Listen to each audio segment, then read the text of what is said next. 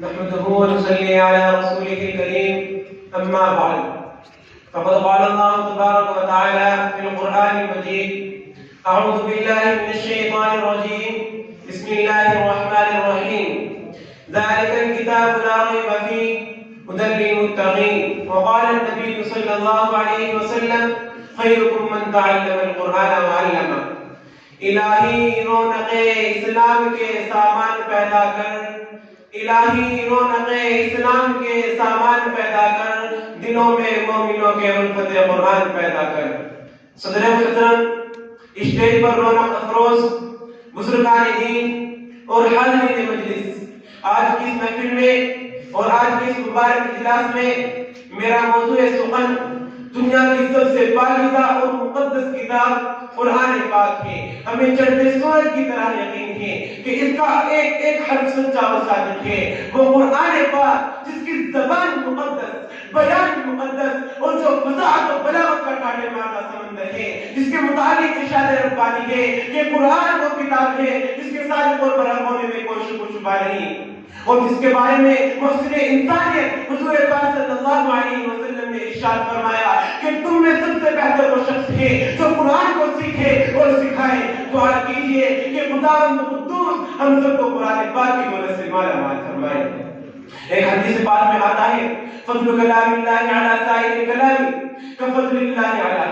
کہ اللہ کے کلام کو سب کلام پر ایسی ہی فضیلت ہے جیسی کہ خود حق تعالی شانہ کو تمام مخلوق پر۔ اللہ کا دلارا اور خدا کا پیارا نبی ارشاد فرماتا ہے کہ جس نے قرآن کو پڑھا اور اس پر عمل کیا، اس کے والدین کو کل قیامت کے دن سورج سے بھی زیادہ روشن تاج پہنایا جائے گا۔ غور کرنے کا مقام ہے کہ جب والدین کو اس بلا قدر ناز سے نوازا جائے گا تو خود پڑھنے والے کے مرتبے کا کیا حالت ہوگا۔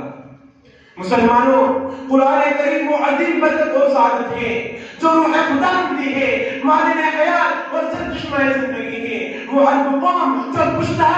سے مردہ چلی آ رہی تھی، دنیا جس کو ذلیل اور حقیر جانتی تھی، کوئی ان کو ان کی میلوں میں کھیلنے والا سمجھتا، کوئی ان کو جوہر عالم کا خطاب دیتا، کوئی ان کو جاہلی مکہ کہتا۔